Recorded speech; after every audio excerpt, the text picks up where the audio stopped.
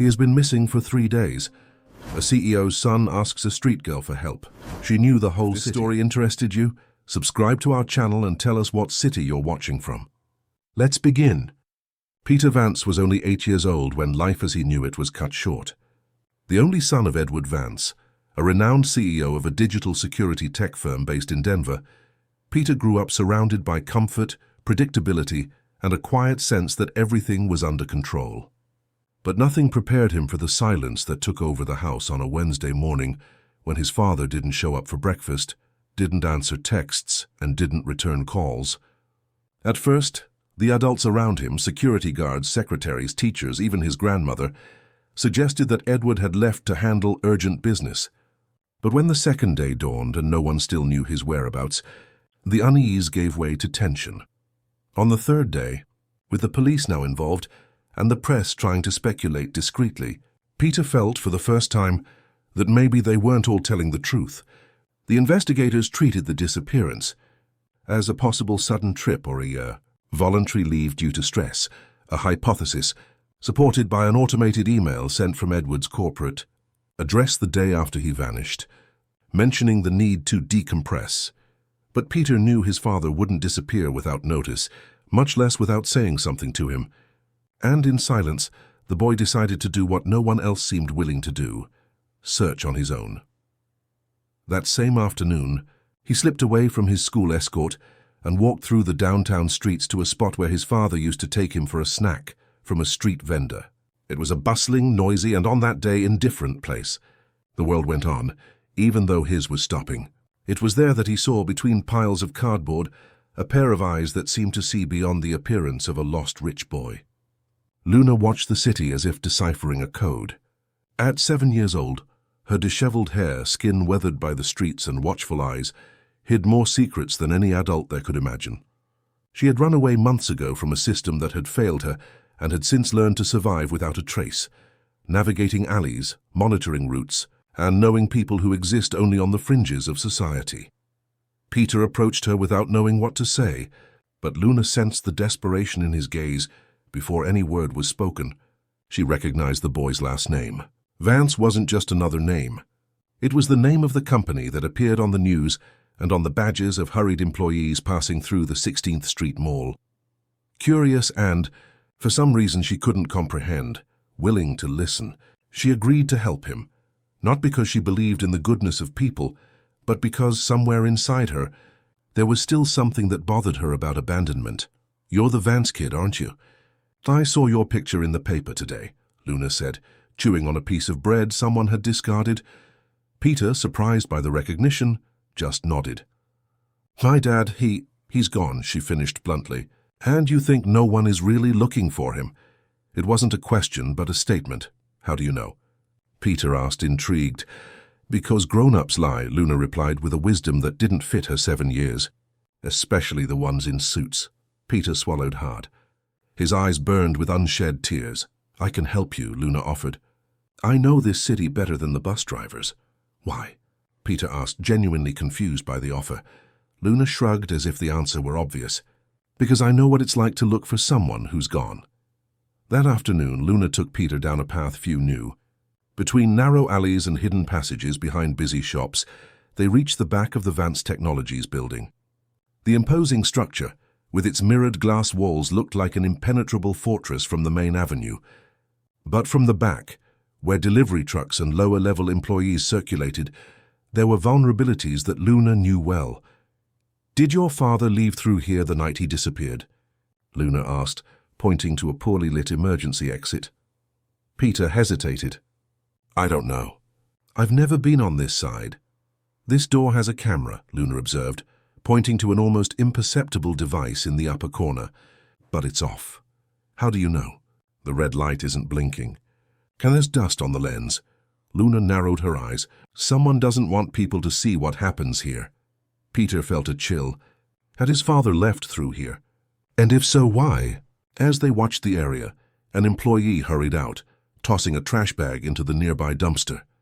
Luna waited for him to walk away, and with the agility of someone used to moving in the shadows, approached the dumpster. "What are you doing?" Peter whispered, alarmed. Sometimes People throw away important things without realizing it, Luna answered, carefully rummaging through the discarded papers. In a few minutes, she found something, an access card snapped in half, with the name Edward Vance partially visible. Peter felt his heart race. Why would my dad's card be in the trash? Luna studied the object carefully. It's not broken. It was cut. On purpose. At that moment they heard voices approaching. Luna pulled Peter behind a stack of empty boxes where they hid. Two men walked by, talking in low voices. One wore an impeccable suit, while the other was dressed in the building's security uniform. "He won't be showing up for a long time," the man in the suit was saying. "The project is secure. And what if someone keeps looking? No one will. The police are already convinced it was voluntary. The family will eventually accept it. And the boy? I heard he's asking questions." The man in the suit laughed, a cold, calculated sound. "He's just a child. What could he possibly discover?" When the men had moved away, Peter was trembling. Not from fear, but from anger. Luna noticed and placed a hand on his shoulder. "Now we know your father didn't leave on his own," she whispered.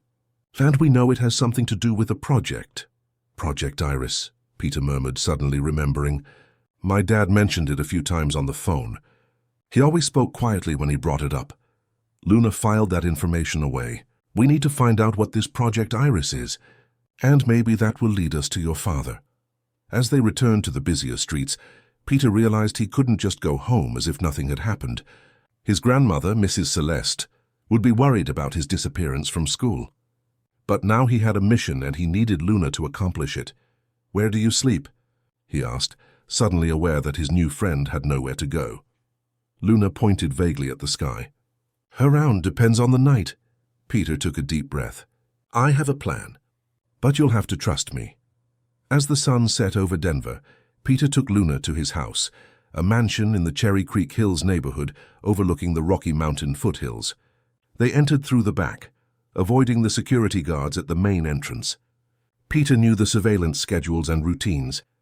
His father had taught him like a game to think like a security expert. In Peter's room, Luna observed with fascination the expensive toys and cutting-edge technology that surrounded him. "You can stay in the guest room," Peter explained. "It's at the end of the hall and hardly anyone ever goes there. Won't your grandmother notice? Mrs. Celeste has been taking sleeping pills since my dad disappeared, and the staff doesn't come upstairs after 9. Luna seemed wary but didn't have much choice. "This is temporary," she stated. "Only until we find your father." That night, while the house slept, Peter took Luna to Edward's office. The room remained untouched since his disappearance, like a shrine no one dared to disturb. "What are we looking for?" Luna whispered. "Anything related to Project Iris," Peter replied, turning on his father's computer. A password screen appeared. Peter tried several combinations, but none worked. Luna, meanwhile, methodically examined the drawers and shelves. "Does your father hide things?" she asked. Peter thought for a moment. "He has a safe behind that painting, but I don't know the combination." Luna approached the painting, an abstract piece with shades of blue, and studied it. "Not there," she said with conviction. "It would be too obvious." She continued searching until her eyes landed on a framed photo on the desk, Peter and Edward on a fishing trip, smiling. Luna picked up the frame and turned it over. There was a small irregularity in the frame. "Here," she said, pressing the spot. A secret compartment opened, revealing a memory card. "How did you know?" Peter asked, amazed. Luna shrugged. "People like to hide things near what they love. It makes them feel protected." They inserted the card into the computer, but the files were encrypted. A password screen appeared again. "Try something personal," Luna suggested. "Something only you two would know." Peter typed his birthday, but it didn't work. He tried his mother's name, who had passed away years ago. Nothing. Then he remembered something. "Bluegill," he typed. The file opened. "Bluegill?" Luna questioned. "It was the name of my fish. The first one I caught with my dad. It's in the picture." On the screen, documents, emails, and photos appeared. A lot of information about something called the Iris Protocol.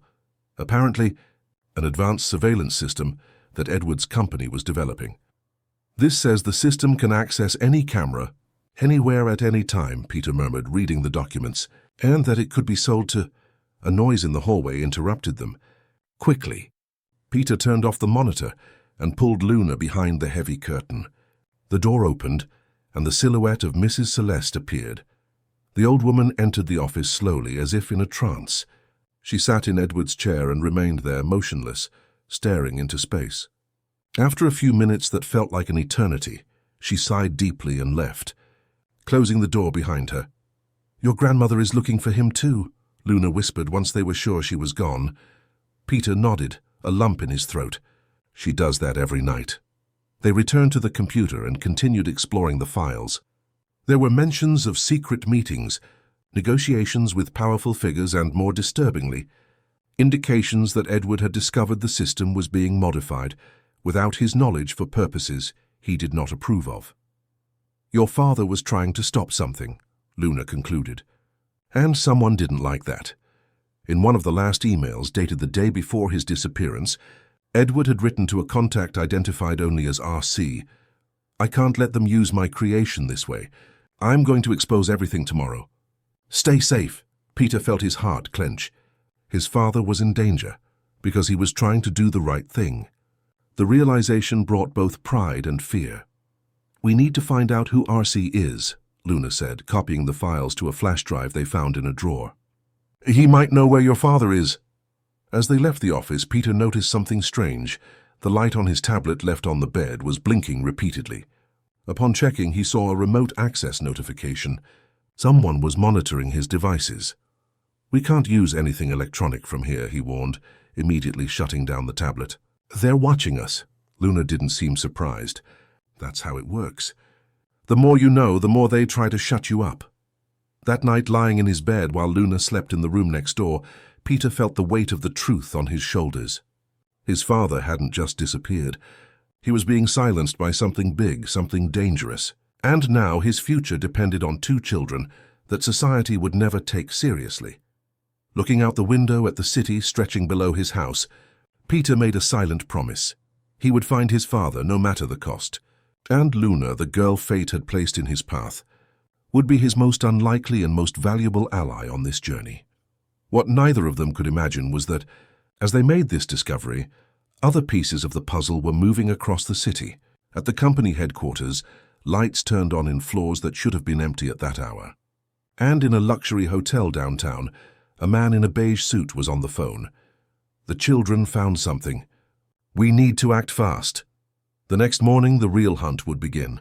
And Denver, with its hills, alleys, and secrets, would be the stage for a search where innocence and truth would fight against forces that wouldn't hesitate to eliminate any obstacle in their path, even if it came in the form of two determined children. The morning arrived with a light rain typical of Denver at that time of year. Peter woke with a start, immediately remembering the events of the previous day.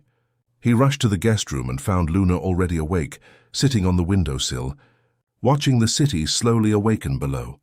"We need a plan," Peter said, quietly closing the door behind him. Luna turned to him. Her hair was combed, and she wore clean clothes she had found in the closet, items left by a distant cousin during some visit. The transformation was remarkable. Without the dirt and tangled hair, Luna looked like any other ordinary girl. Except for her eyes, those eyes that had seen too much for someone so young. "I found out who RC is," she announced, surprising Peter. "I found this in the pocket of the pants you lent me yesterday." Luna showed him a crumpled business card. "Richard Campbell, investigative journalist," Peter read aloud. On the back, handwritten, was Richard's personal phone number and a note. "Edward, call me if you need to. Trust only this number." "I recognized him," Luna explained. "He used to do stories on missing children. He tried to talk to me once, but I ran." "Journalists usually mean trouble." Peter examined the card. "Do you think he can help us?" "I think he's the only adult we can trust right now," Luna replied, pragmatic. "But we can't just call him. Like you said, they're monitoring everything. They needed a secure phone, and Luna knew the perfect place. An old payphone at the Union Station Market Hall that still worked, far from the city's security cameras. The challenge would be getting out of the house without being noticed. Mrs. Celeste was already up when they went down for breakfast, and her look of surprise at seeing Luna was instant. "Peter, who is your friend?" she asked, in a voice that tried to sound casual but couldn't hide the tension. "This is Luna, Grandma." "From school. The teacher asked us to work on a project together." Luna, used to creating stories to survive, immediately took on the role of a shy student. "Good morning, Mom." "Sorry to come without notice. My mom dropped me off early because she had to go to work." Mrs. Celeste seemed momentarily confused, but then smiled. There was something about the presence of another child that brought a sense of normalcy to the house that had been too quiet since Edward's disappearance. "It's good that Peter is focusing on his studies even at this difficult time," she commented, pouring them warm milk. "Are you going to work here?" "Actually," Peter intervened, "we need to go to the public library for research." Mrs. Celeste hesitated. "I don't know, Peter." "With your father still Please, Grandma," Peter insisted. "I can't stay locked up at home forever. The school said I needed to maintain a routine, remember?" The mention of the school, an institution of authority, seemed to convince her. "All right, but George will take you and pick you up." Peter exchanged a worried glance with Luna. George was the family's driver, and while he was loyal to Edward, they couldn't risk involving anyone else. "We'd rather take the bus," Peter argued. "It's part of the project. About independence and responsibility." "Absolutely not," Mrs. Celeste replied firmly. "Either you go with George or you stay home." Luna, sensing the impasse, intervened gently. "My mom is meeting us at the library, ma'am. She's an assistant librarian there.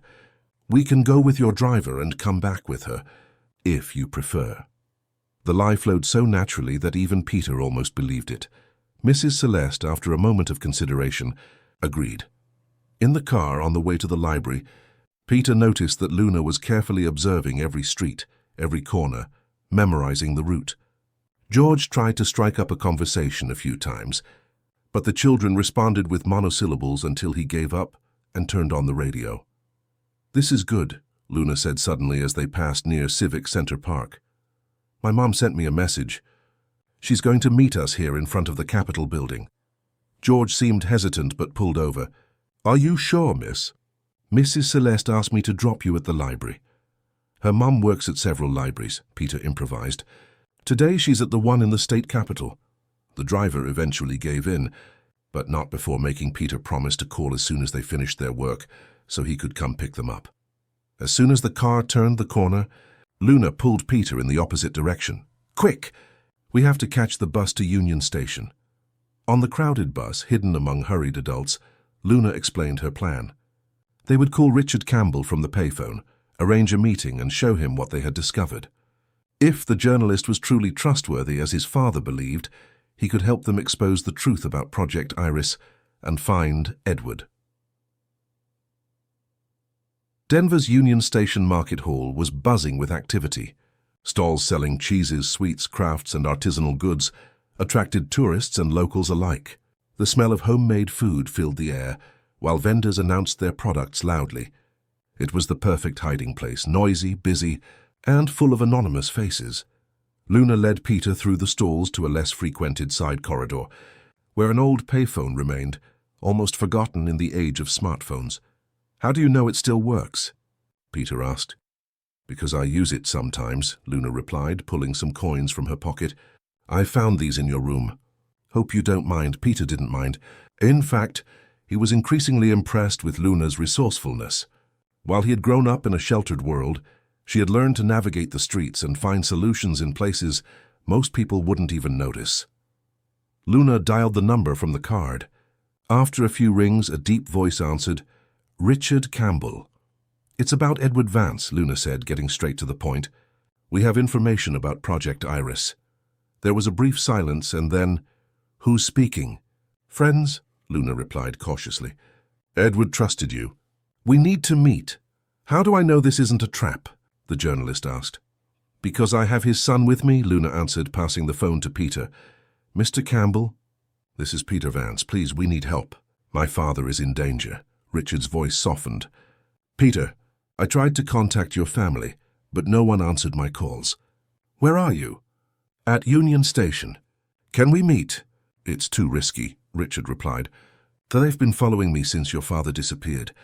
They're watching my house at night. I can't risk getting you involved." Peter felt a tightness in his chest. "But you're our only hope." After a moment of hesitation, Richard proposed Cathedral Basilica of the Immaculate Conception in 30 minutes. Go in through the side door and sit in the last pew. Don't talk to anyone. They arrived at the old church before the appointed time. The cool, quiet interior, with its stained glass windows and serene-looking saints, contrasted with the turmoil they felt. Following the instructions, they sat in the last pew and waited. How will we know it's him? Peter whispered. I'll recognize him, Luna assured him. I remember his face from the news reports. 20 minutes later, a middle-aged man wearing dark glasses and a simple hat entered through the main door. He walked slowly, like a tourist admiring the architecture, until he sat a few rows ahead of them. Without looking back, he murmured something only they could hear. Leave one at a time. Meet me at Washington Park in 5 minutes. Richard left first. Luna waited a few minutes, and then signaled for Peter to follow her. In the park, they found the journalist pretending to photograph the central monument. Walk beside me like we're family, he instructed, putting away his camera. Don't look back. As they walked, Richard explained that he had been investigating Edward for weeks. The CEO had contacted the journalist after discovering that Project Iris, originally developed to protect critical infrastructure from cyber attacks, was being secretly modified to spy on ordinary citizens. Your father discovered a secret module in the system, Richard explained, something called the All-Seeing Eye, which would allow access to any connected device, phones, computers, home security cameras, without leaving a trace. Who would do that? Peter asked. Richard led them to a small, discreet cafe where they sat at a table in the back. Powerful politicians, companies interested in personal data, agencies that prefer to operate in the shadows. Project Iris would be worth billions in the right hands. Or the wrong ones, Luna added. Richard observed her with curiosity. Who are you, anyway? You don't seem to be from Peter's school. Luna held his gaze. I'm just someone who knows what it's like when powerful adults decide you don't matter.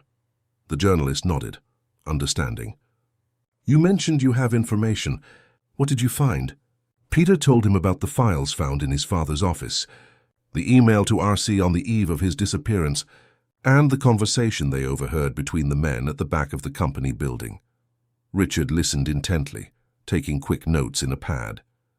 This confirms my suspicions. Edward was about to expose everything. He sent me a coded message that night, saying he had the definitive proof and that we needed to meet urgently the next day. But he never showed up, Peter concluded, a lump forming in his throat. No, Richard confirmed. Instead, I received a strange email, supposedly from him, saying he had decided to reconsider everything and take a few days off. It was obviously fake. Edward would never back down, especially not after what he had discovered. What was the definitive proof? Luna asked. Richard shook his head. He didn't say, only that it was hidden at home, where only those who matter could find it. Peter and Luna exchanged glances. The flash drive in his pocket. That's what his father was talking about. I think we know what it is, Peter said carefully, but we can't access it. It's encrypted. Richard seemed excited for the first time. Did you bring it? Luna, ever cautious, intervened. No, it's safe. First, we need to be sure we can trust you. The journalist smiled, admiring the girl's prudence. Smart? Your father would say the same. He took a small device from his pocket. This is a decoder Edward gave me. He said it would work with any of his files I found. As they talked, Luna noticed a man sitting at the counter who seemed to be paying too much attention to their group, though he pretended to read a newspaper. She nudged Peter discreetly under the table. We need to go, she whispered. Someone's watching. Richard caught her glance and understood immediately. Without drawing attention, he slipped a small card to Peter. My real address. Oh, it's not in any records. Come tonight after 10. Be careful with the flash drive. They separated at the exit. Richard went right, while the children took the opposite path. The man with the newspaper hesitated for a moment before following the journalist. How did you know? Peter asked when they were far away. He turned the page of the newspaper 3 times but kept looking at the same spot, Luna explained. And he was wearing a beige jacket, like one of the men I mentioned seeing before. Peter admired Luna's sharp observation. On the streets, she had developed a 6th sense that no school could teach. They decided not to return to the Vance mansion immediately, There was a high chance it was being watched. Instead, Luna suggested they spend a few hours at a city park, where they could blend in with other children while planning their next move. In the park, sitting in the shade of a large tree, Peter called George, explaining that they were still at the library and would be back later. The lie bothered him, but he knew it was necessary. Then he called Mrs. Celeste, reassuring her and asking for permission to spend the rest of the afternoon studying. His grandmother, though reluctant, agreed, as long as they were home before dinner. "We need to get the flash drive and take it to Richard," Peter said as soon as he hung up. "But how are we going to get out at night without my grandmother noticing?" Luna smiled. "Leave that to me. I have a plan." When they returned to the Vance mansion late that afternoon, Luna played the part of a dedicated student perfectly. During dinner, she charmed Mrs. Celeste with stories about her supposed school and her librarian mother, while Peter watched, impressed by how easily she created a convincing fictional world. After dinner, when they retired to Peter's room under the pretense of finishing their project, Luna explained her plan. They would wait until Mrs. Celeste took her sleeping pills. Then they would use a technique Luna had perfected in her escapes: pillows under the blankets to simulate sleeping bodies, and an exit through the guest room window, which had access to a nearby tree. "Have you done this before?" Peter asked nervously. "More times than I'd like to remember," Luna replied with a sad smile. At 10:15, with the house plunged into silence, they executed the plan. Luna climbed down the tree with the agility of a cat, while Peter followed more cautiously. The garden was dark, with only a few security lights illuminating the perimeter. Knowing the camera's blind spots, Peter guided Luna to a less-watched side wall. "How are we going to get out of here?" Luna asked, looking at the high wall. Peter smiled for the first time that day. "I have a secret passage. My dad built it for me so I could go to the park without going through security." Behind a dense bush, Peter revealed a small disguised door in the wall. "Only my dad and I know about it." Richard's address was in Capitol Hill, a historic neighborhood with narrow streets and colorful houses. To get there without being noticed, they took a night bus and then walked through less lit alleys. Luna knew surprising shortcuts, passing through abandoned backyards and hidden staircases that not even the locals seemed to frequent. Richard's house was small and discreet, hidden at the end of a cul-de-sac. There was no doorbell, just 3 knocks on the door as he had instructed on the card. The journalist opened the door quickly, looking both ways before pulling them inside. The interior was a contrast to the simple exterior. Walls covered with newspaper clippings, photographs, and maps, interconnected by colored strings. "A true investigation room. Did you bring it?" he asked without preamble. Peter took the flash drive from his pocket and handed it over. Richard connected it to an isolated computer, with no internet access, and inserted a device between the flash drive and the machine. "It's a decoder," he explained. "It will break the encryption without setting off any alarms." While the system worked, Richard showed them what he had discovered. Project Iris had started as a legitimate initiative by Edward to create an advanced cybersecurity defense system. However, at some point powerful partners, including government figures and a corporate conglomerate called the Centaur Group, began to modify the project secretly. "Edward discovered the modifications by chance," Richard explained.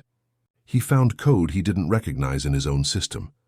When he investigated, he realized Iris had been turned into a mass surveillance tool. So he decided to expose it," Peter concluded. "Exactly. But they found out before he could." Luna was observing the maps and photos on the wall. Her gaze stopped on an image showing men in suits getting out of an official car. "This one," she said, pointing to a man in the corner of the photo. "I've seen him. He was near my home the day they—" Luna stopped abruptly as if she had said too much. Richard approached, curious. "The day what, Luna?" She took a deep breath. "The day they took my parents. They said it was for a special treatment, a government program. I never saw them again." Richard examined the photo more closely. "This is Arthur Mendez, a direct aide to the Secretary of Technology. He has connections to the Centaur Group." A piece of the puzzle clicked into place. "It's not a coincidence," Luna murmured. "My parents worked in tech at a small company. They were developing a system they said would empower ordinary people. A system that could compete with Iris." "Perhaps," Richard suggested. The computer beeped, indicating that the decryption was complete. In the newly accessed files, they found what Edward had discovered. Project Iris was not just a surveillance system, but part of a larger plan called Operation Panopticon, a coordinated effort to implement social control technologies on a national scale, under the guise of public safety. My God, Richard murmured, scrolling through the documents. This goes beyond what we imagined. It's not just about spying. They're developing the capability to manipulate information, alter digital records, even fabricate evidence. Among the files was a list of priority targets, people who posed a threat to the project. Edward's name was at the top, along with scientists, journalists, and activists.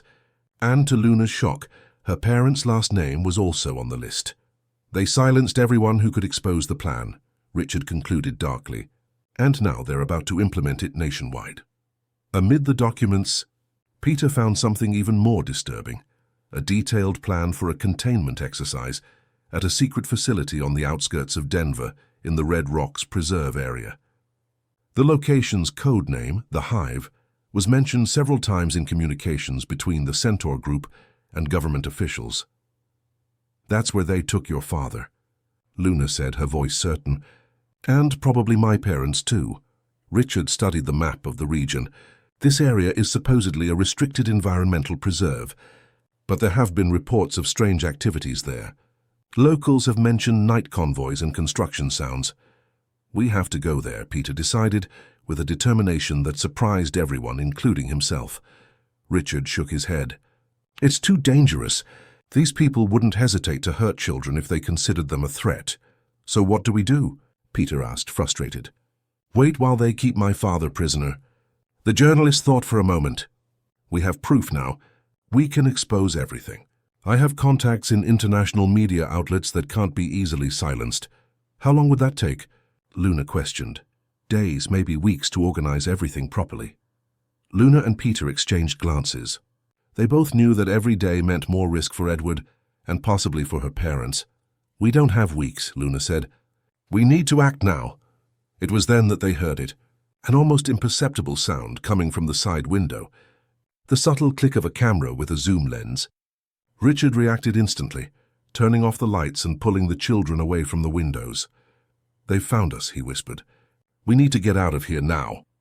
In a matter of seconds, the quiet night turned to chaos. Headlights illuminated the front of the house, and voices commanded them to open the door. Richard guided the children to the back, where a secret door led to a narrow tunnel. This tunnel connects to the house next door, he explained quickly, stuffing the flash drive and some printed documents into a backpack, which he handed to Peter. Follow it to the end, turn left and exit through the basement. The house is empty. From there, run to the Capitol Hill overlook and hide. I'll create a diversion. What about you? Peter asked, hesitant. Richard smiled confidently. I can take care of myself. I've been in worse situations. Luna took Peter by the hand. Let's go. He knows what he's doing. As they crept through the dark tunnel, they heard the amplified voice of a megaphone. Richard Campbell, we know you're in there. Come out with your hands up. Peter wanted to go back, but Luna held him tight. We can't help him if they catch us too, she whispered. The best way to protect him is by exposing the truth. With a heavy heart, Peter moved forward. As they emerged into the neighboring house, they heard the sound of breaking glass and a door being kicked in. Following Richard's instructions, they exited through the basement and ran through the dark streets toward the overlook. At the top of the Capitol Hill neighborhood, the overlook offered a panoramic view of the city. During the day, it was a popular tourist spot. At night, it became a quiet refuge. Hidden in the shadows of the trees, Peter and Luna watched as the lights of police cars converged on Richard's house. Do you think he'll be okay? Peter asked, his voice trembling. Luna didn't answer immediately. Instead, she opened the backpack Richard had given them. Inside, besides the flash drive and documents, there was money, 2 disposable prepaid phones, and a note. If you're reading this, I've been detained.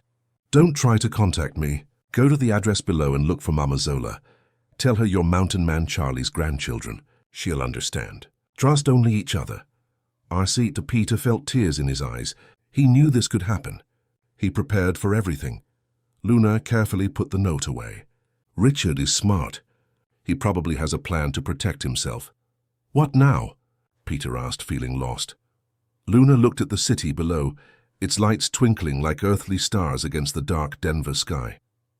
Now we find Mama Zola, she answered, determined. And then we go to the hive. They couldn't imagine that at that very moment, a facial recognition system modified by Project Iris had already identified their images on a nearby security camera. And that in a hidden operations room, a man in a beige suit was giving orders. Find the children. They cannot be allowed to reach the hive. Meanwhile, in an isolated cell in the secret facility itself, Edward Vance awoke from a drugged sleep, with the strange feeling that his son was closer than anyone could imagine. What his captors didn't know was that, even in captivity, he had left one last resort, a purposeful flaw in the Iris system that only he could activate, a flaw that, in the right hands, could bring down the entire operation. And maybe, just maybe, those two determined children could be the key to activating it.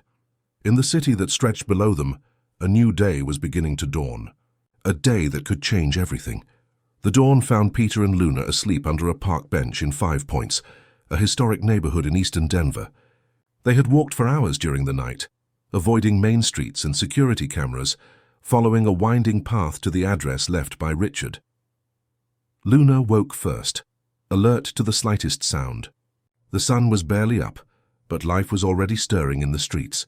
Vendors set up stalls, bus drivers began their routes, and early risers hurried to their jobs. A city in motion, oblivious to the drama unfolding in its underbelly. "Peter," she whispered, shaking him gently. "We have to go." The boy opened his eyes, confused for a moment before remembering the previous night. The escape from Richard's house, the frantic run through the streets, the constant fear of being discovered. He sat up, rubbing his face. "What time is it?" "Almost 6, Luna replied, already on her feet. "We need to find Mama Zola before your grandmother realizes we've run away."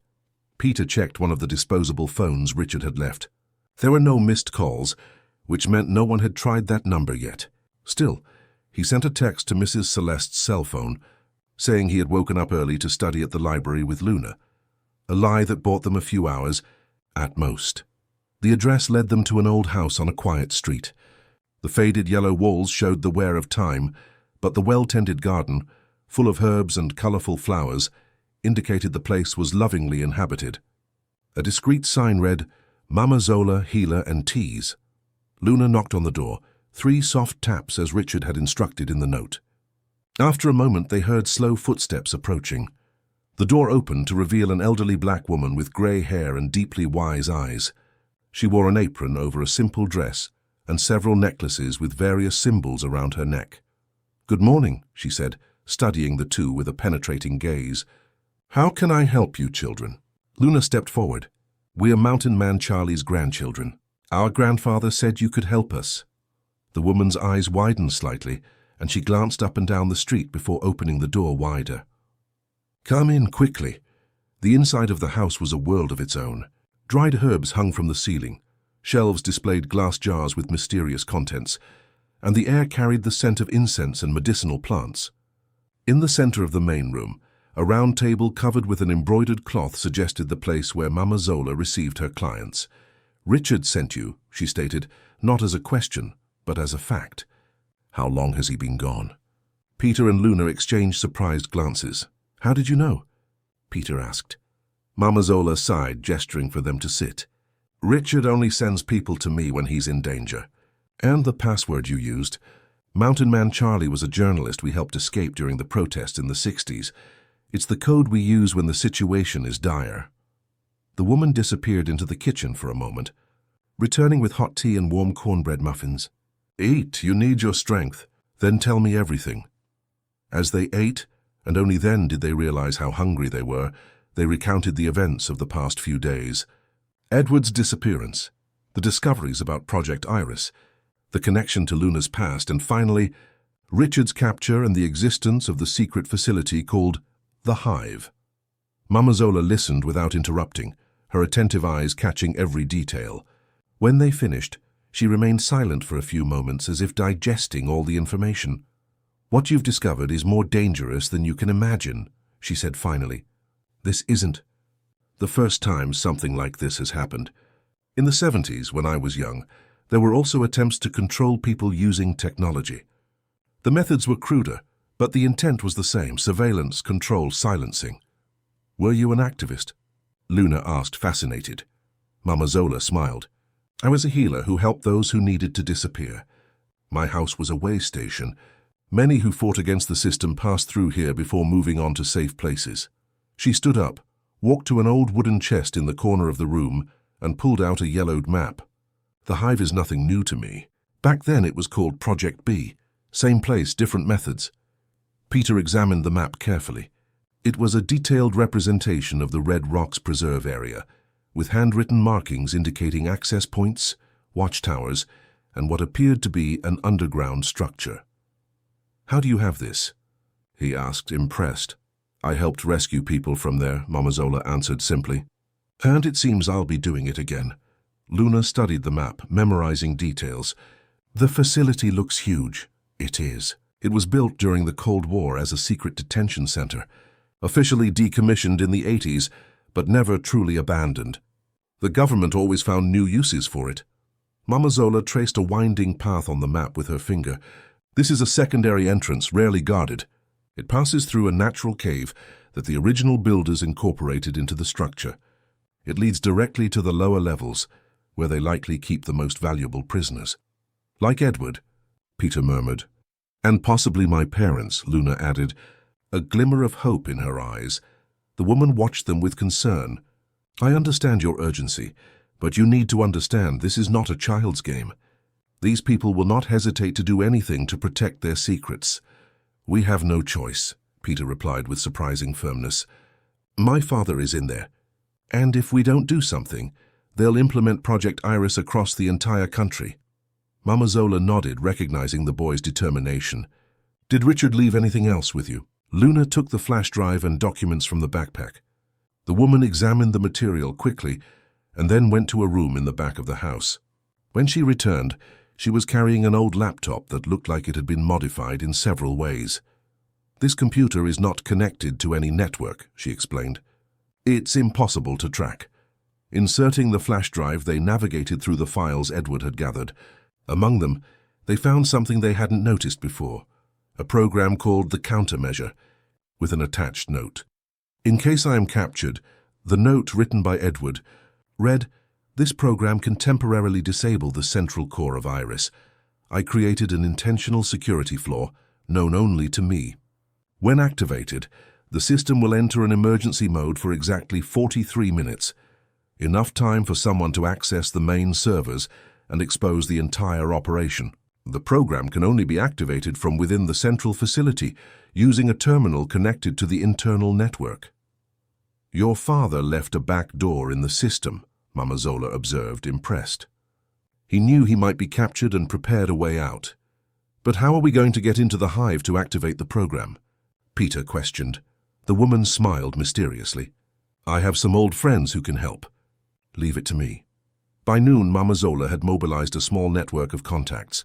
Among them were Joe, a former truck driver who now transported supplies to rural areas, including the Red Rocks Preserve region; Antonia, a former nurse who had briefly worked at the hive in the 90s when the place served as a medical research center; and Sebastian, a retired IT technician who knew the security systems used in government facilities.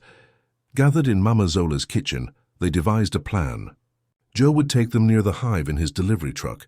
Using Antonia's information about the facility's routine and the old map, they would access the entrance through the cave.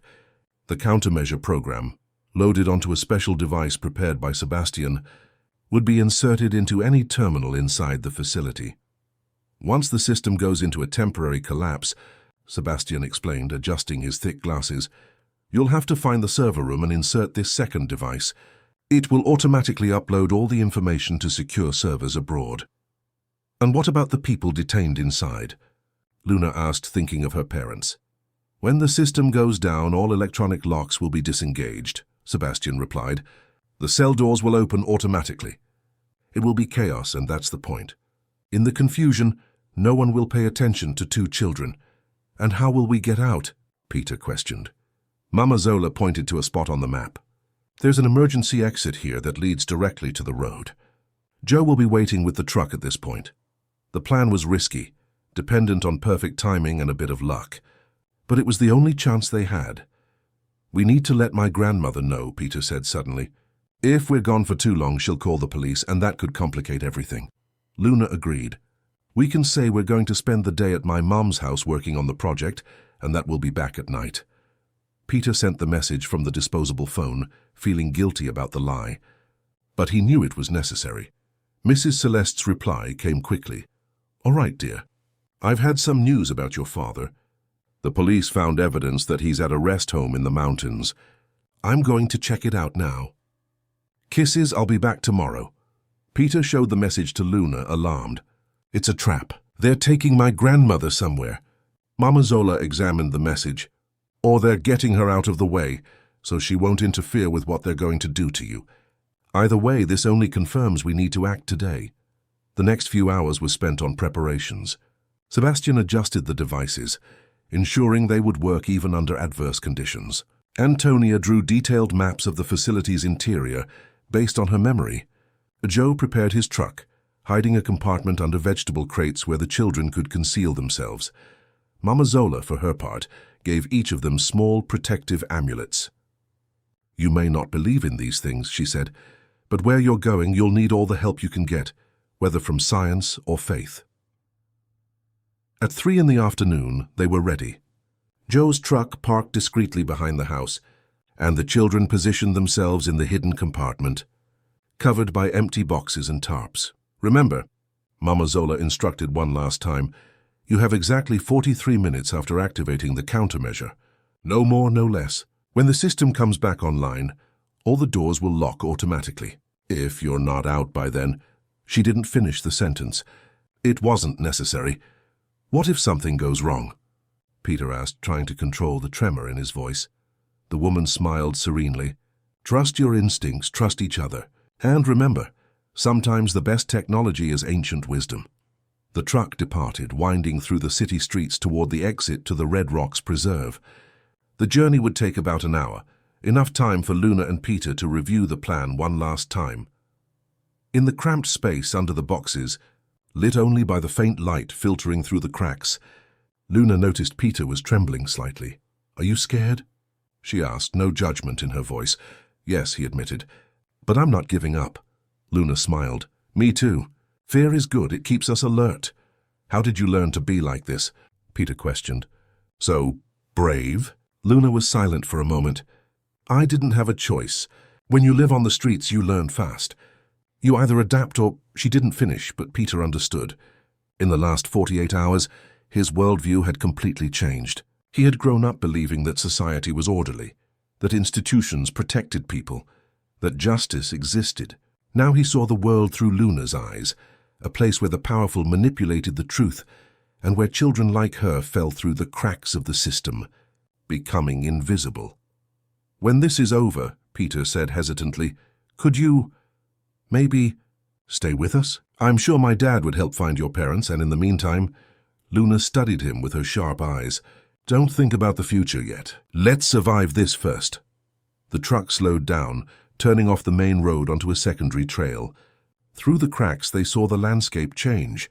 Urban concrete gave way to the intense green of the preserve, with its native vegetation and imposing rock formations. The hive was hidden in the heart of this natural paradise, like a dark secret buried beneath the beauty. Joe stopped at a seemingly random point on the trail and knocked 3 times on the side of the compartment, the prearranged signal. Luna and Peter climbed out cautiously. We're about a mile from the cave entrance, the driver informed them, consulting a modified GPS.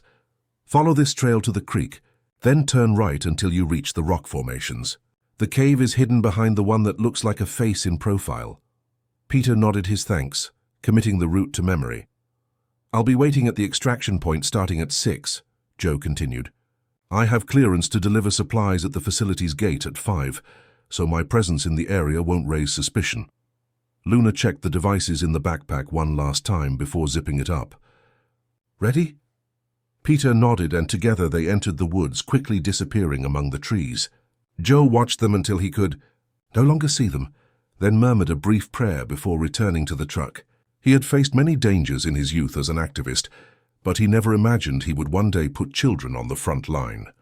The trail was harder than it looked. Exposed roots, slippery stones, and uneven terrain demanded constant attention.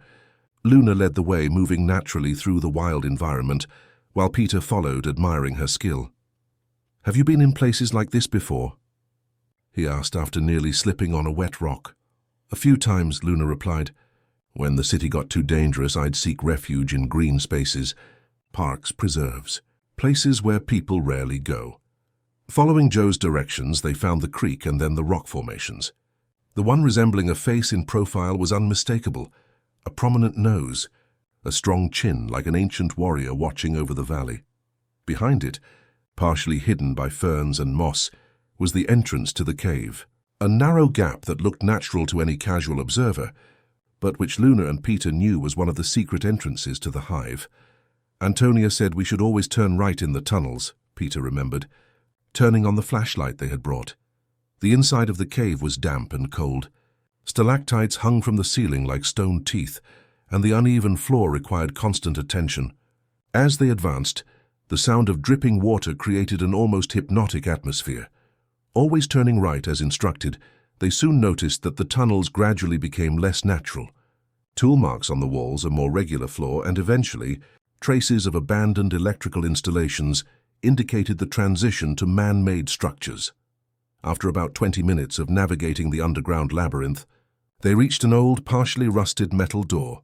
Beside it, an electronic panel blinked with a faint red light.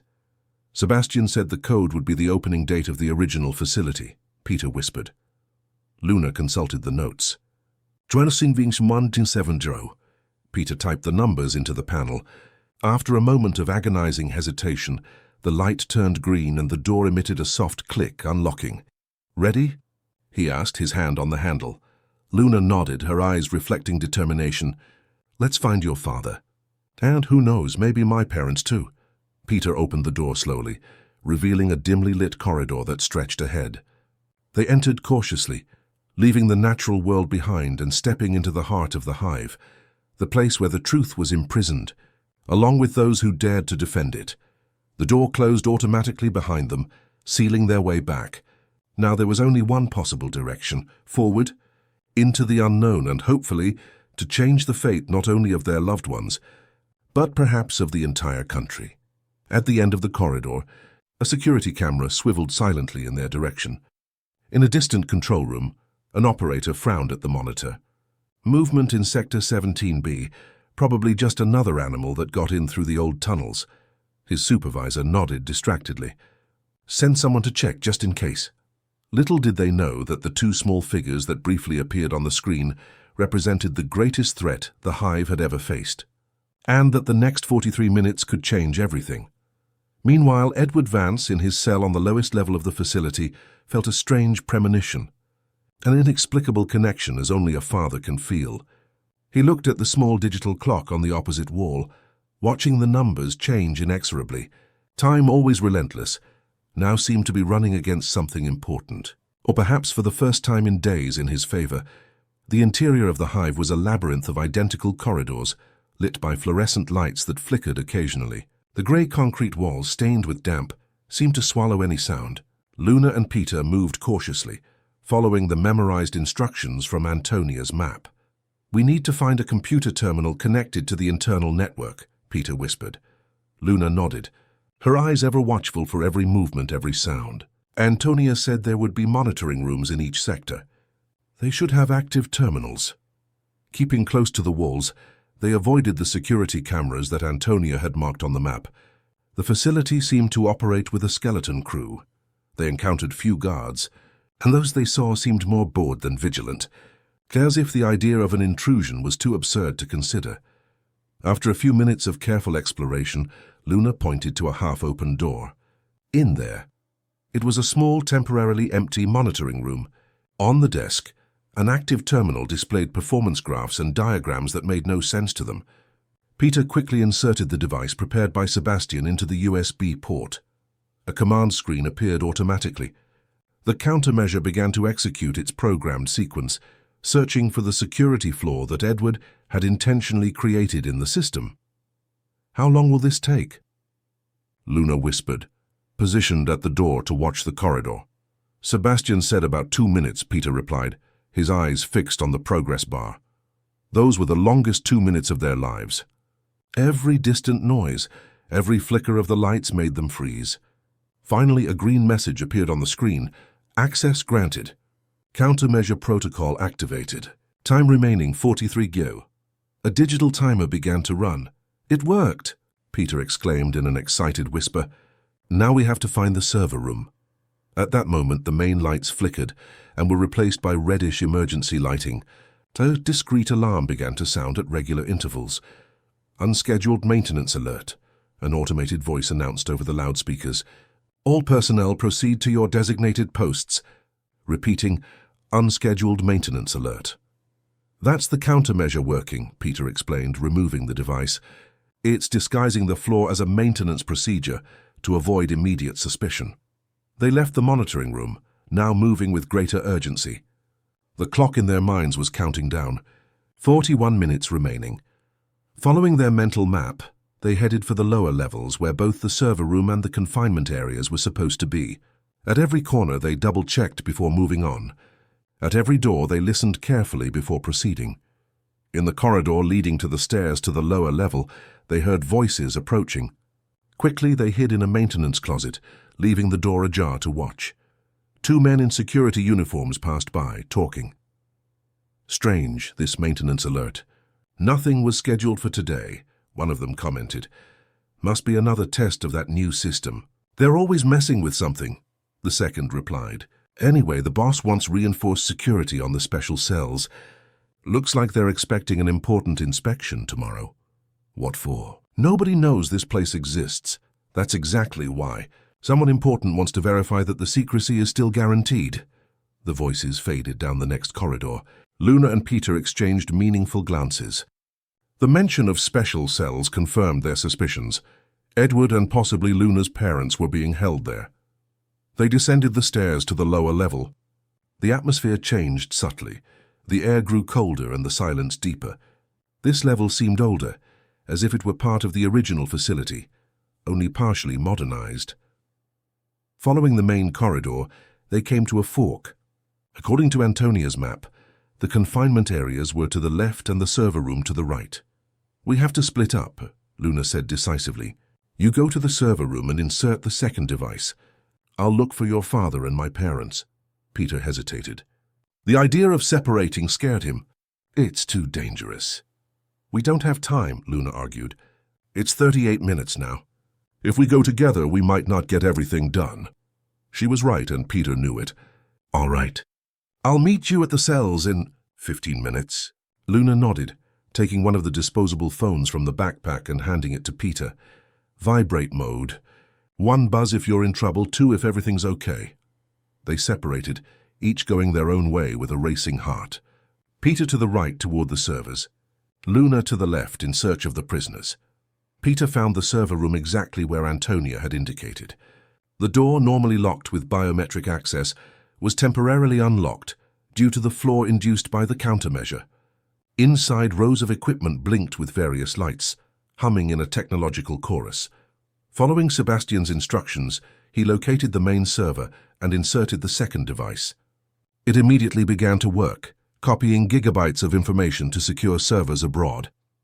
"Upload initiated," the screen informed. "Estimated time 18 minutes. Peter checked his mental clock. 34 minutes left. It would be enough, but it left no room for error. As the upload progressed, he sent 2 buzzes to Luna, letting her know his part was underway. Meanwhile, Luna advanced down the corridor leading to the confinement areas.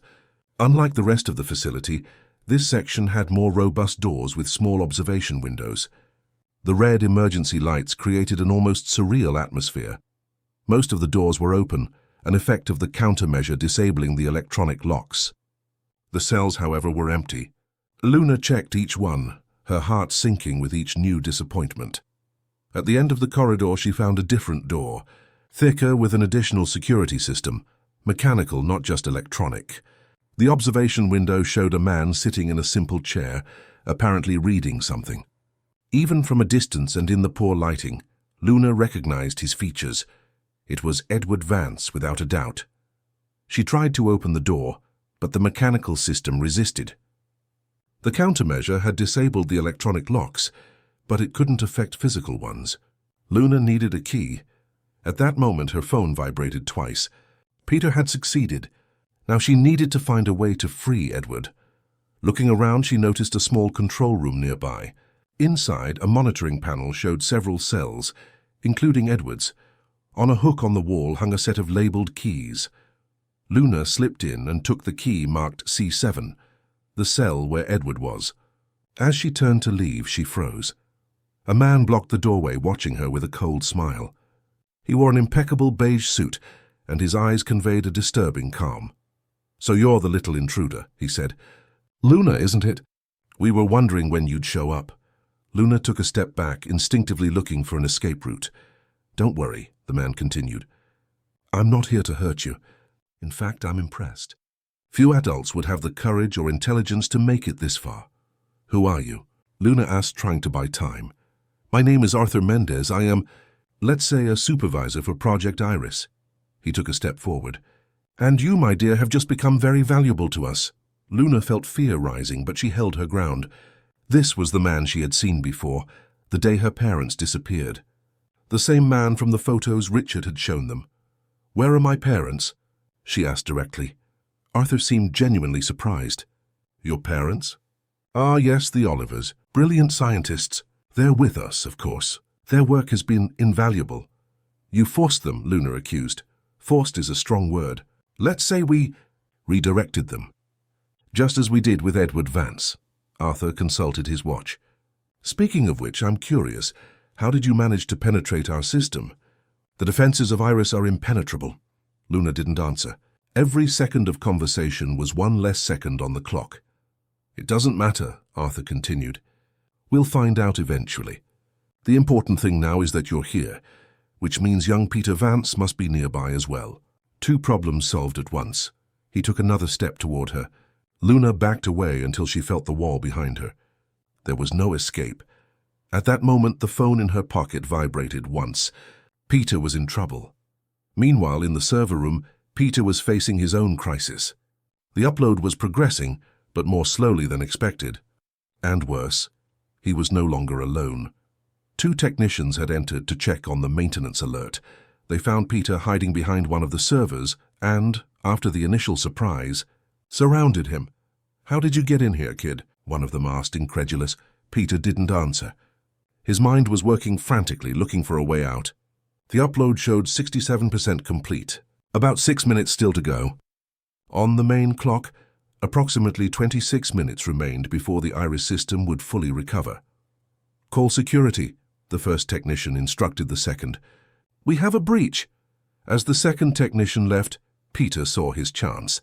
He darted for the door, slipping between the legs of the man who had stayed. Surprised, the technician tried to grab him, but Peter was small and agile. He escaped into the corridor and ran toward the confinement areas. On his way, he sent a single buzz to Luna, the warning signal. Back in the control room, Luna realized she had to act fast. Arthur Mendez was approaching, confident he had her cornered. "You know, Luna," he said almost cordially, "you could be very useful to us. A mind like yours with the proper training." Luna saw an opportunity when Arthur's phone rang. Seizing the momentary distraction, she threw the set of keys at his face and bolted for the door. Arthur, startled, instinctively recoiled, giving her just enough space to escape. In the corridor, Luna ran to cell C7, where Edward was held. With trembling hands, she inserted the key into the mechanical lock. It opened. Edward looked at the door in surprise, clearly not expecting visitors. When he saw Luna, his expression was one of pure shock. "Who—" "No time," Luna interrupted urgently. "I'm a friend of your son. We came to get you out." Edward stood up quickly. "Peter is here?" "It's too dangerous." "He's in the server room," Luna explained rapidly. "We activated the countermeasure. The system is in emergency mode for—" She checked her watch. "Say 3 minutes." Edward's eyes widened in understanding. "You found the flaw I programmed?" "How? It's a long story. We need to go now."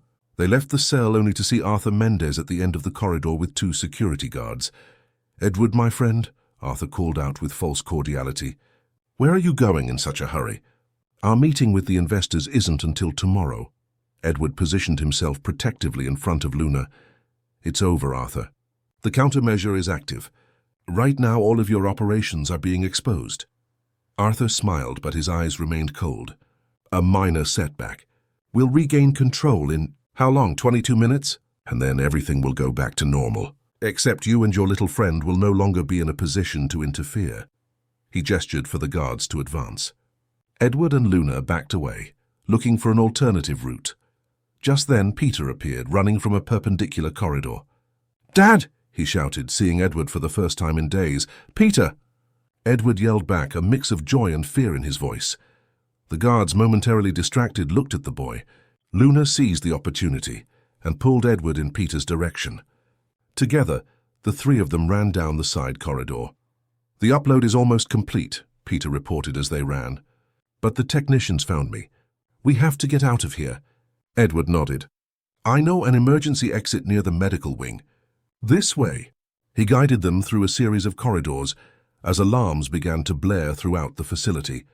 The unscheduled maintenance had been identified as a breach. "How much time do we have?" Edward asked as they descended a flight of stairs. "About 20 minutes, Peter replied. "That's enough," Edward assured them. "The emergency exit will take us straight to the surface." As they ran, Luna stopped suddenly. "My parents," she said, looking at Edward. "Arthur said they're here. The Olivers. Do you know them?" Edward looked shocked. "Marcus and Helen Oliver? They're your parents?" Luna nodded hopefully. "They're in the research wing," Edward confirmed. "I saw them a few times during my stay here. They're working on a component of Iris under coercion.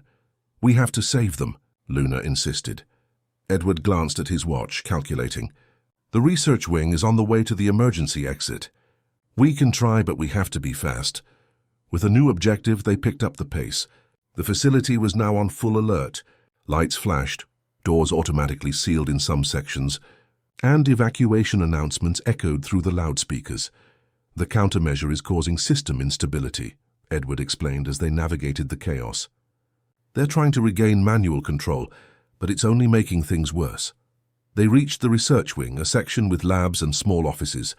Most of the technicians had evacuated, leaving the area nearly deserted. Edward led them directly to a door marked Neural Integration Lab. Inside, 2 scientists were working frantically at computers, seemingly oblivious to the chaos around them. The woman was the first to look up as the door opened. "Edward?" she asked, surprised. "What's happened?" Her gaze shifted to Luna and her voice failed her. The man beside her also turned, and his face went pale as if he'd seen a ghost. "Luna," he whispered in disbelief. Luna felt her knees go weak. Even after almost a year, even with the changes captivity had wrought on their appearances, she would recognize them anywhere. "Mom, Dad?" The reunion was brief and intense. Quick hugs, held back tears, stumbled words. There was no time for detailed explanations. "The system is collapsing," Edward explained quickly. "We have about 15 minutes to get out before the security locks reactivate." Marcus Oliver nodded, understanding the situation immediately. "We were almost finished," he said, pointing to the computers. "They forced us to develop a neural recognition module for Iris, but we made some unauthorized modifications." "Modifications?" Edward questioned. Helen smiled for the first time. "A secondary flaw, similar to your countermeasure, but permanent. If activated, the system will never work as they intend it to again." "Can we activate it now?" Peter asked, looking anxiously at the clock. "It's already active," Helen replied. "The moment the upload you initiated is complete, our modification will be distributed along with everything else." "How do you know about the upload?" Luna asked, surprised. "Network monitors," Marcus explained. "We saw the massive data transfer begin. We didn't know who was behind it, but we seized the opportunity." Edward smiled in admiration. "You two were always brilliant. Now, let's get out of here," Helen insisted, taking Luna's hand. The group left the lab and followed Edward through the increasingly chaotic corridors of the hive. Staff ran in opposite directions. Electronic systems failed, and the lighting flickered between normal and emergency. They reached a metal staircase that led to an emergency exit door. Edward entered a code on the side panel. "This code changes every 12 hours, he explained. "I had to memorize it when I realized they might keep me here." The door opened, revealing an ascending tunnel lit by emergency lights. They began to climb quickly, aware that time was running out. "What about Arthur and the others?" Peter asked as they climbed. "They're not just going to give up, are they?" "The upload is exposing the entire operation," Edward replied. "Documents, videos, internal communications. Everything is being sent to journalists, international authorities, and whistleblowing platforms around the world. When the sun rises tomorrow, Project Iris will be public knowledge. And our faulty module will ensure it can never be reactivated without exposing its creators even further," Marcus added. The emergency tunnel led them to an exit disguised among rocks, about 500 yards from the main entrance of the hive. As they emerged into the cool afternoon air, they saw the sun beginning to set behind the mountains, painting the sky in shades of orange and pink. "We need to get to the extraction point," Luna said, quickly getting her bearings. "Joe should be waiting." Following a side trail, they stayed hidden among the vegetation. In the distance, they could see movement at the facility's main entrance, vehicles leaving in a hurry, security personnel establishing perimeters. "They know something big is happening," Helen observed. "They're trying to contain the damage." "Too late," Edward replied with evident satisfaction. They reached the rendezvous point just as the sun disappeared over the horizon. Joe's truck was there, engine running, ready to go. The driver greeted them with a quick hug, helping everyone into the hidden compartment. "Mission accomplished from the looks of it," he commented, smiling at the children.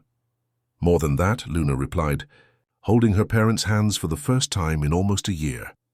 "We found more than we were looking for." As the truck pulled away from the Red Rocks Preserve, heading back to the city, Edward hugged Peter, finally allowing himself to feel complete relief. "How did you find me?" he asked, amazed at his son's courage. Peter smiled, looking at Luna. "I didn't do it alone. I had the best partner anyone could ask for." Luna returned the smile, resting her head on her mother's shoulder. For the first time in a long time, she allowed herself to feel something she had almost forgotten: safety. The next day, Operation Panopticon and Project Iris were in every headline. Documents revealed a conspiracy involving high-ranking politicians, powerful business leaders, and intelligence agencies, all working together to implement an unprecedented surveillance system. Arthur Mendez and several other key figures were arrested while trying to leave the country. The hive facility was cordoned off by federal forces, its secrets exposed to public scrutiny. Richard Campbell, who had been detained but was released after the initial exposure, led the news coverage, detailing how 2 children had dismantled a conspiracy that threatened democracy. At Mama Zola's house, now a temporary refuge, Edward, Peter, Luna, and her parents planned their next steps. Mrs. Celeste had been found at a rest home, where she had been kept sedated under medical pretexts. Now recovered, she joined the growing family at the healer's home. "What do we do now?" Peter asked, as they all shared a meal at the large kitchen table. Edward exchanged glances with Marcus and Helen. "We're thinking of starting over, creating something new, something that truly protects people's privacy instead of violating it." "A joint venture," Marcus added. "Vance and Oliver Ethical Technology." "And what about us?" Luna asked, still unsure of her place in this new arrangement. Helen held her daughter's hand. "We'll be a family again. Our house is still there waiting for us. And you'll always be welcome at ours," Edward added, looking at Luna with genuine gratitude. "In fact, I don't think Peter would forgive me if you didn't visit often." Peter blushed but smiled. In the few days he had known Luna, she had become not just a friend but an inspiration. Her courage, intelligence, and resilience had changed his worldview forever. "Actually," Edward continued, "I'm thinking our new company could benefit from a young perspective. Junior consultants, perhaps." Luna laughed, something she rarely did before. "As long as we don't have to break into any more secret facilities. At least not for a while," Peter joked. Mama Zola, who had been watching the scene with serenity, finally spoke. "You two have done something extraordinary. You not only saved your families, but you protected many others. That is a responsibility you will carry forever." "It's a heavy burden for children," Mrs. Celeste commented, concerned. They are no longer just children, the healer replied wisely. They are guardians of an important truth, that even the small can stand up to giants when they have courage and know the difference between right and wrong. That night, as the house grew quiet and everyone retired to rest, Peter found Luna on the porch, watching the stars. "What are you thinking about?" he asked, sitting beside her. "About how quickly life changes," she replied. "A week ago, I was sleeping in cardboard boxes and running from adults. Now I have my parents back, a future and? Peter prompted. Luna smiled. "And a friend who showed me that not all rich boys are arrogant and useless." Peter laughed. "And you showed me there's more courage on the streets of Denver than I ever imagined." They sat in silence for a moment, just enjoying the newfound peace. "Do you think it's really over?" Peter finally asked. "Project Iris, Operation Panopticon." Luna thought for a moment before answering. "I think this chapter is over, but there will always be people trying to control others, using technology or anything else. The difference is now we know how to fight back. And we have allies," Peter added. "People like Richard, Mama Zola, Joe, and we have each other," Luna finished, offering her pinky finger in a childish gesture that somehow seemed perfectly fitting. Peter linked his pinky with hers, sealing a silent promise. Whatever happened, they would face it together. Not just as Peter and Luna, the rich boy and the street girl, but as partners who had faced the impossible and won. The next morning, the sun rose over a different Denver. A city where deep secrets had been exposed, where power had shifted, where the future seemed a little brighter thanks to the courage of two children who refused to accept injustice. And as families were reunited, as corrupt systems crumbled, as the truth found its way into the light, Peter and Luna knew their journey was just beginning. Because some adventures don't end with the rescue. They continue in the transformed lives, the lessons learned, and the possibilities that open up when young hearts decide to make a difference. In a world where powerful adults conspired in the shadows, it was two children who brought the light. And that perhaps was the most important lesson of all. 6 months had passed since the fall of Project Iris. Denver was experiencing a particularly colorful spring, with yellow, purple, and white aspen trees dotting the urban landscape like natural confetti, celebrating a newfound freedom. At the headquarters of the newly founded Vance & Oliver Ethical Technology, located in a sustainable building in the Lodo district, an important meeting was underway. Peter and Luna, now officially junior consultants, sat side by side at the end of a large conference table. At 9, Peter had grown a few inches and developed a confidence he hadn't possessed before. Luna, having just turned 8, retained her sharp eyes, but now her hair was neat, and her clothes, though simple, were new and fitting. The most notable change, however, was in her posture, more relaxed, as if she had finally found a place to belong. "The Guardian system is almost ready for launch," Edward explained, pointing to charts on a large screen. "Our personal data protection software already has pre-orders from over 20 countries." Marcus Oliver, Luna's father, added, "The key difference is that control remains with the user, not with governments or corporations. Each person decides what information to share and with whom. And most importantly," Helen Oliver completed, "the source code is open, allowing for independent audits. No one will be able to hide malicious features like they tried to do with Iris." The meeting continued with technical discussions about encryption and security protocols. Though they didn't always understand every term, Peter and Luna paid close attention to every detail. Their role as junior consultants was to offer a user perspective, ensuring the technology was accessible and understandable even to children. After the meeting, while the adults discussed legal matters with lawyers, Peter and Luna slipped away to the building's rooftop garden, their favorite refuge. Among beds of aromatic herbs and small fruit trees, they had built a sort of informal headquarters, complete with a makeshift work table and a waterproof box where they kept their investigation files. "I got the information you asked for," Peter said, pulling a folder from his backpack. "It's the records of everyone who worked at the Hive." Luna examined the documents with interest. A lot of them just disappeared after the scandal broke, especially the scientists from the Neural Recognition Department. "Do you really think someone is trying to rebuild part of Iris somewhere else?" Peter asked, concerned. Luna nodded gravely. Technology like that doesn't just vanish. Knowledge can't be unlearned. Since the exposure of Project Iris, Luna and Peter had dedicated themselves to monitoring news and rumors about surveillance technologies in development around the world. With the help of Richard Campbell, who now coordinated an international network of investigative journalists, they maintained a detailed file of clues and connections. "Look at this," Luna said, pointing to a specific name on the list. Dr. Claire Fontaine, specialist in brain-computer interfaces. She worked directly under Arthur Mendez. And according to Richard's latest update, she was seen in Miami 2 weeks ago. What would a scientist specializing in neural technology be doing in the Everglades? Peter frowned thoughtfully. It could be a coincidence. Maybe, Luna conceded. But remember that report about a new research facility being built near Miami? The Advanced Horizon Foundation? The one that's supposedly developing technologies for environmental preservation.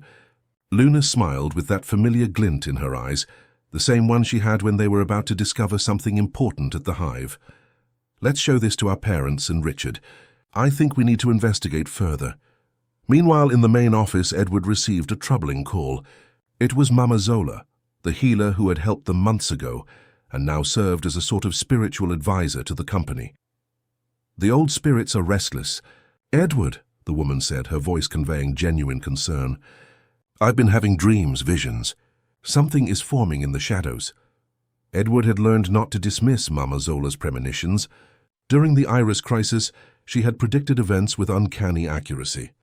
"Can you be more specific?" "Water, lots of water. And machines hidden in the swamp. Eyes that watch without being seen." The description reminded Edward of a project he had declined to fund weeks ago, a startup based in Miami, proposing environmental monitoring solutions, using advanced drones and sensors in the Everglades. At the time, something about the project had bothered him, but he couldn't pinpoint exactly what. "Thank you.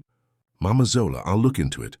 When he hung up, he found Peter and Luna standing at his office door, holding their documents. "Dad," Peter began, "we need to talk about something important." The coincidence was too disturbing to ignore.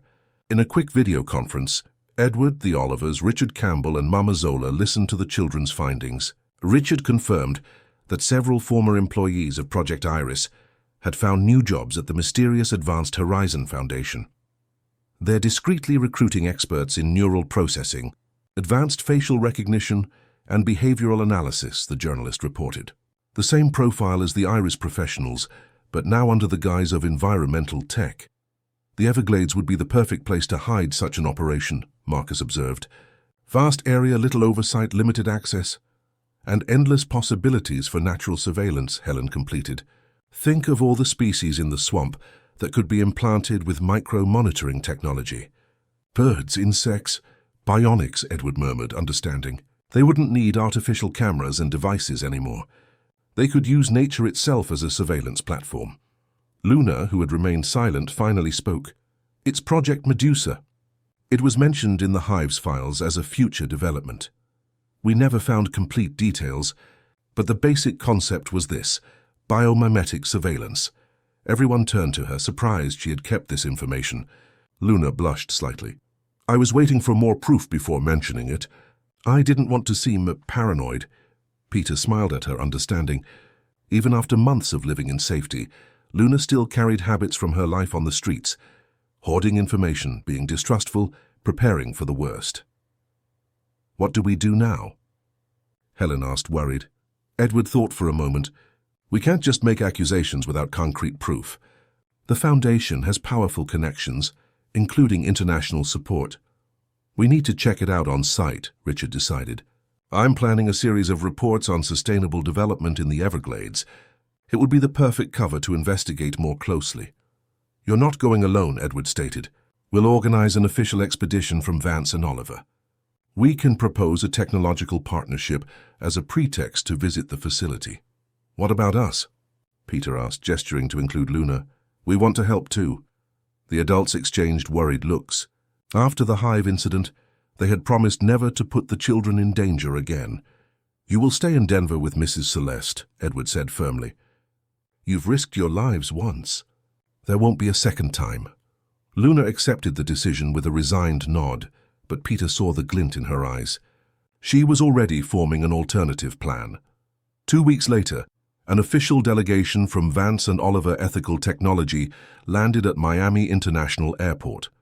Edward, Marcus, and Helen, accompanied by Richard Campbell, disguised as the company's press advisor, and 2 tech experts, were greeted with all formalities by representatives of the Advanced Horizon Foundation. What no one knew was that on a commercial flight that had arrived an hour earlier, 2 children had disembarked discreetly, accompanied by a distinguished-looking elderly woman whom everyone treated with respect. "Your grandmother is going to kill us when she finds out," Luna whispered to Peter as they followed Mama Zola out of the terminal. "Technically, we're not disobeying," Peter argued.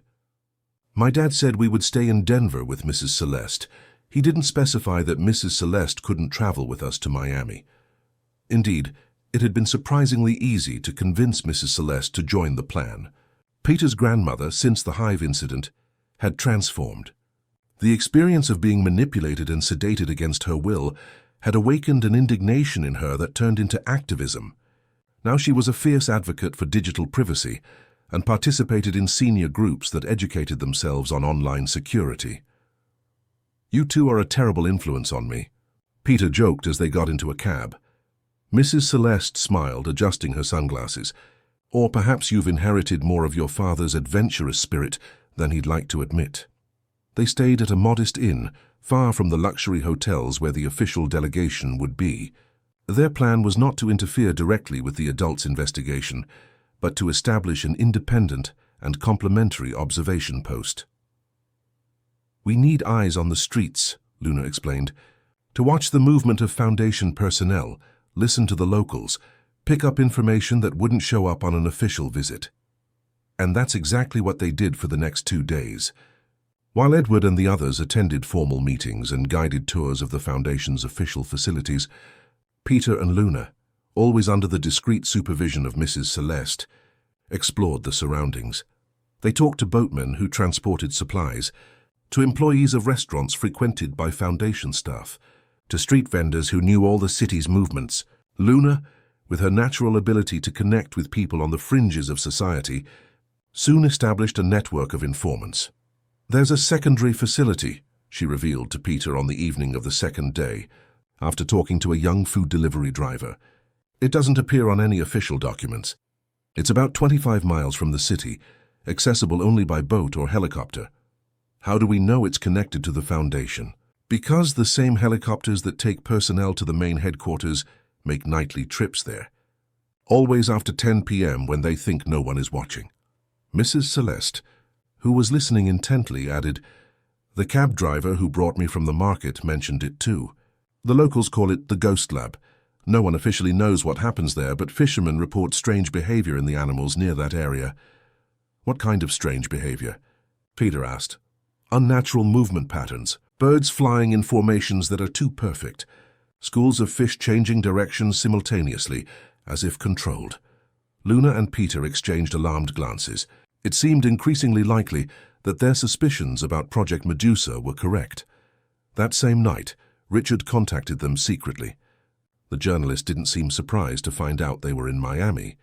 "I should have known you two wouldn't stay out of it," he commented with a half-smile. "I have news. The official visit was a controlled fiasco. They only showed us what they wanted us to see, and there's clear evidence that documents were altered for our visit." "We found a secret facility," Luna informed him. "About 25 miles from here, accessible only by water or air." Richard nodded. "That matches our intel. Edward managed to discreetly hack one of the Foundation's servers during the visit. He found coded references to something called the Nest, which is supposed to be the real operations center." "What now?" Peter asked. "We're planning an unofficial incursion for tomorrow night," Richard revealed. "A local boatman who sympathizes with our cause is going to take us. We want to go with you," Luna declared without hesitation. Richard shook his head. "Impossible. Edward would never allow it." "We don't need his permission," Peter argued. "We're already here and we know the risks. Besides, last time, if it weren't for us—" "You saved the day," Richard completed, sighing. "I know, but this situation is different. We don't know what we'll find there." "That's exactly why you need us," Luna insisted. "We think differently than adults. We see things you don't. Mrs. Celeste, who had been watching the discussion, silently finally spoke up. Whether you take the children or not is a decision for Edward and the Olivers. But remember, Mr. Campbell, that both Peter and Luna have proven that despite their age, they have discernment and courage. And if history has taught us anything, it's that underestimating these children can be a mistake. Richard looked at the woman with new appreciation. I will take your advice to Edward. The final decision will be his. The discussion among the adults was heated as expected. Edward initially refused to consider the children's participation. Helen was hesitant, Marcus worried. But Richard, surprisingly, became the advocate for the idea. They're already involved, the journalist argued. And if we leave them behind knowing them, they'll probably try something on their own, which would be infinitely more dangerous. In the end, they reached a compromise. Peter and Luna could accompany the expedition, but would stay on the boat with Mrs. Celeste, far from the facility itself. Edward would equip them both with advanced communication devices, allowing them to help by monitoring the operation from a distance. The next night, a tense group boarded a small motorboat camouflaged with branches and foliage, typical of local fishing boats.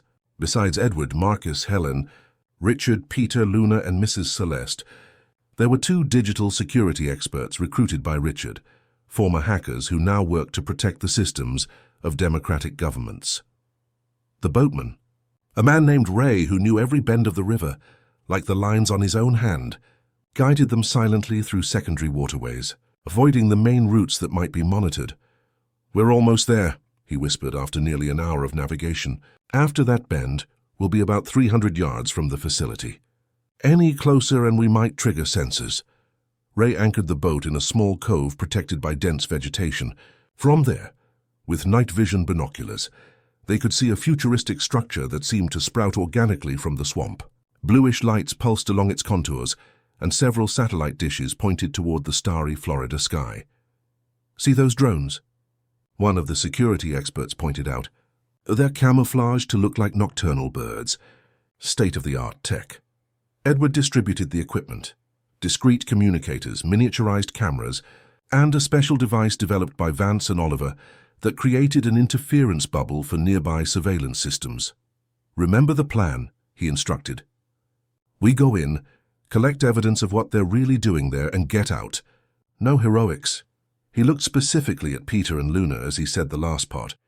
The children nodded solemnly, but exchanged a look that Mrs. Celeste caught immediately. I promise I'll keep them on the boat, she assured Edward, lightly squeezing her grandson's shoulder. Go on, be safe. The infiltration group, Edward, Marcus, Helen, Richard, and the 2 experts, disembarked silently, soon disappearing into the dense vegetation.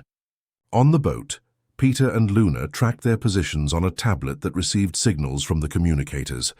They're approaching the south entrance, Peter narrated, studying the screen. Looks like the interference device is working. No alarms so far. Luna, however, was watching something else. Through the binoculars, she noticed strange movement in the waters around the boat. Fish seemed to be swimming in circular patterns, gradually getting closer. Peter, she called out in a low voice, something's wrong with these fish. Mrs. Celeste noticed it too. It's not just the fish. Look at the birds. Above them, a formation of nocturnal birds had positioned itself, hovering almost motionless against the wind, an impossible behavior in nature.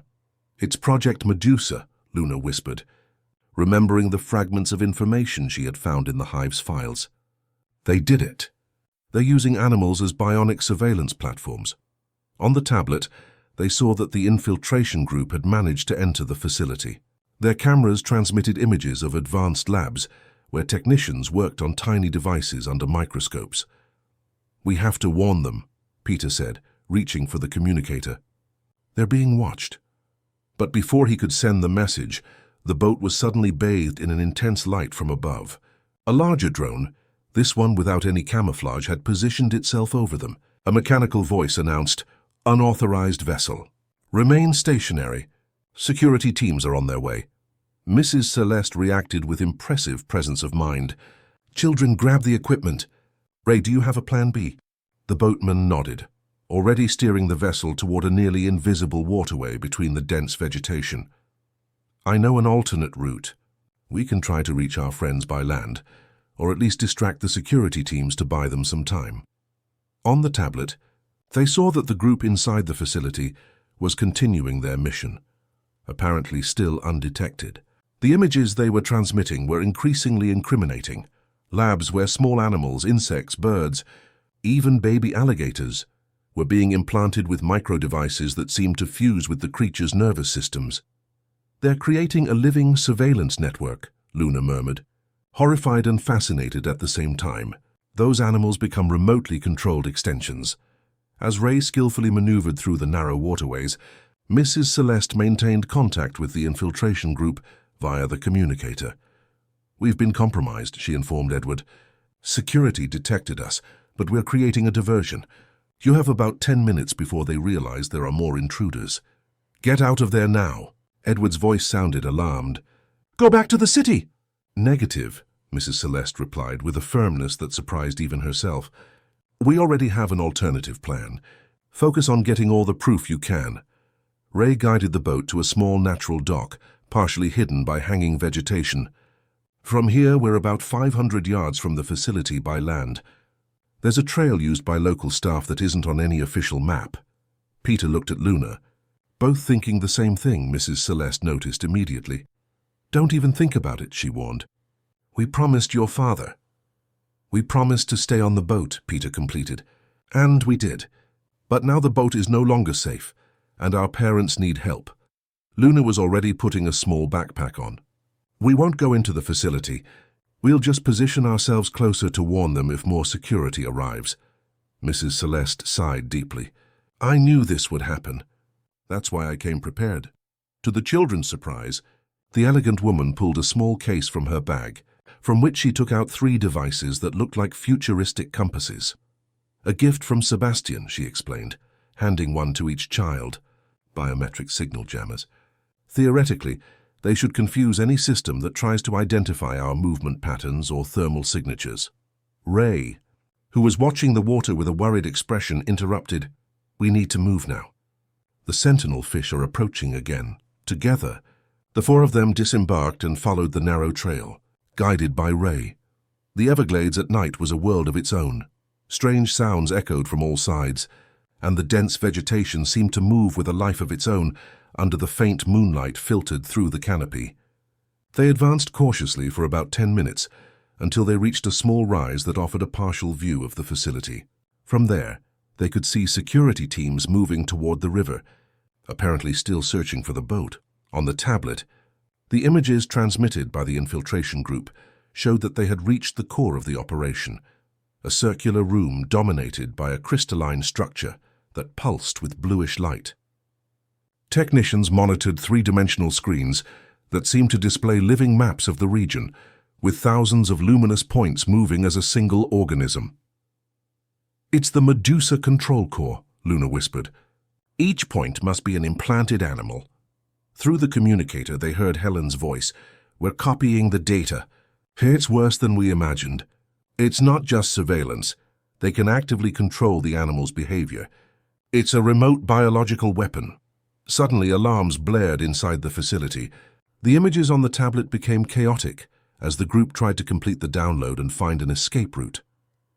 "We've been detected," Edward's tense voice informed them. "Advanced security system. We need a diversion to get out of here." Peter looked at Luna, an idea forming between them without the need for words. Mrs. Celeste saw the exchange of glances. "Whatever you're thinking." "The answer is no," she declared firmly. "We can create a diversion," Peter explained quickly. "We don't have to enter the facility. Just use the signal jammers in a specific way. If we move them closer to the controlled animals," Luna completed, "we can cause interference in the control signal. It would be like a swarm of anomalies suddenly appearing in their system." Ray, who had only been observing until then, spoke up. "The girl is right. I've seen how the implanted animals react to certain types of electrical interference. During thunderstorms, they get disoriented." Mrs. Celeste hesitated, torn between her promise to Edward and the urgent need to help. Finally, she nodded. "Do just enough to create the diversion. No unnecessary heroics." Peter and Luna wasted no time. Following Ray's quick directions, They approached an area where several implanted birds seemed to be resting on branches, like silent sentinels. They activated the signal jammers at full power and positioned them strategically. The effect was immediate and more dramatic than they had expected. The birds began to fly in chaotic patterns, colliding with other controlled animals. On the tablet, they saw the living map in the control room begin to show glitches, with entire sectors blinking and disappearing. "It's working!" Peter exclaimed, staying low in the vegetation. "Look at the panic in there!" Indeed, the images showed technicians scrambling to stabilize the system, while security teams were redirected to investigate the source of the interference. "Edward, now!" Mrs. Celeste instructed over the communicator. "The northeast exit is temporarily unguarded." On the tablet, they watched the group move quickly, taking advantage of the confusion. They had managed to copy all the necessary data and were now running to escape before the system stabilized. "We need to get back to the rendezvous point," Ray said. "They'll come after the jammers soon." They retreated quickly, leaving the devices activated to maintain the diversion for as long as possible. The return journey through the swamp was tense, with the sounds of search teams approaching from various directions. They reached the alternate meeting point, a small clearing about a mile downriver, just as the infiltration group emerged from the swamp on the opposite side. The reunion was a mix of relief and tension. Edward hugged Peter tightly, torn between gratitude for his help and worry about the risk they had taken. "Never again," he murmured, still holding his son. "Never again do something like this." "Until next time," Peter replied quietly, making his father laugh despite the situation. There was no time for long conversations. Ray was already preparing the secondary boat he had hidden there earlier, a smaller but faster vessel. "The data we got is devastating," Helen reported as they boarded hastily. "Project Medusa is even more advanced than we feared. They're preparing for a global implementation, using bird migration routes to spread the technology across different continents. The good news," Marcus added, "is that we managed to plant a virus in the central system. In 48 hours, all control devices will permanently shut down, and the implanted animals will receive a signal to seek water, which should naturally dissolve the biocomponents." The boat slid silently through the dark waters, away from the facility now on high alert. On the horizon, the first rays of sun began to tint the Florida sky with shades of orange and pink. "What do we do with this evidence?" Richard asked, holding the device containing the copied data. "This time it's not enough to just expose it," Edward replied thoughtfully. "We also need to present the solution, show the world that technology can protect, not just surveil." "The Guardian system," Peter concluded. "It's the answer we have for Medusa." Luna, who was watching the sunrise with a serene expression, finally spoke. "I think I understood something important today. It doesn't matter how many times we take down projects like Iris or Medusa. There will always be people trying to control others. So what can we do?" Helen asked. "Stay vigilant," Luna replied. "Not just us, but teaching others to be. Kids like us, adults like you, everyone needs to understand that freedom requires constant attention." Mrs. Celeste placed her hands on Luna's and Peter's shoulders. "These two are no longer just children. They are guardians, and they're right. Our task doesn't end with this victory." As the boat sped toward Miami and the sun rose completely over the Everglades, they all understood that they were only at the beginning of a much larger journey. Project Medusa would be exposed. Its creators would face justice, but the real battle, for privacy, for freedom, for the right of every person to control their own information, would continue. For Peter and Luna, that morning marked not just the end of an adventure, but the consolidation of a shared purpose. They were no longer just the rich boy and the street girl whom extraordinary circumstances had brought together. They were partners, confidants, guardians of a future where technology would serve people, not the other way around. And as the Everglades awoke around them, with its millions of creatures living in delicate balance, a certainty grew stronger. No matter how advanced the technology, no matter how powerful its creators, there would always be room for courage, for friendship, and for two children determined to make a difference. In the weeks that followed, the exposure of Project Medusa caused a global uproar. The idea of animals being turned into surveillance tools sparked outrage from both digital rights activists and environmentalists. The Advanced Horizon Foundation was shut down. Its leaders, including several remnants of Project Iris, were indicted, and international organizations began developing protocols to prevent the use of biotechnology for espionage. In parallel, Vance and Oliver Ethical Technology launched the Guardian system, presented not as a product, but as an open standard for personal data protection. The software, made available for free to individual users, quickly became a symbol of digital resistance. At the company headquarters in Denver, Peter and Luna were officially promoted from junior consultants to directors of the educational program, an entirely new division dedicated to teaching children and teenagers about digital privacy and the ethical use of technology. "I think we've finally found our place in the world," Peter commented as they organized materials for their first workshop, which would be held at a public school on the outskirts of the city. Luna smiled, that rare smile that completely lit up her face. Not just a place, a mission. Outside, flowering aspens swayed gently in the late afternoon breeze. The city went about its normal rhythm, most of its inhabitants oblivious to the invisible battles fought in the digital realm. But now, thanks to two children who refused to stay silent, the future seemed a little safer, a little fairer, a little more human. And that, in the end, was all Peter and Luna had ever wanted. Dear listeners, we hope the complete journey of Peter and Luna has touched your hearts and sparked reflections on the digital world we live in. For more stories that explore friendship, courage, and contemporary challenges, be sure to visit our special playlist by clicking on the left. If this narrative resonated with you, please subscribe to our channel, leave a like, and share your thoughts in the comments. Where in the world are you watching from? What impressed you most about this story? Your comments inspire our next creations. We'll be back soon with more stories that combine adventure, technology, and essential human values. Until next time.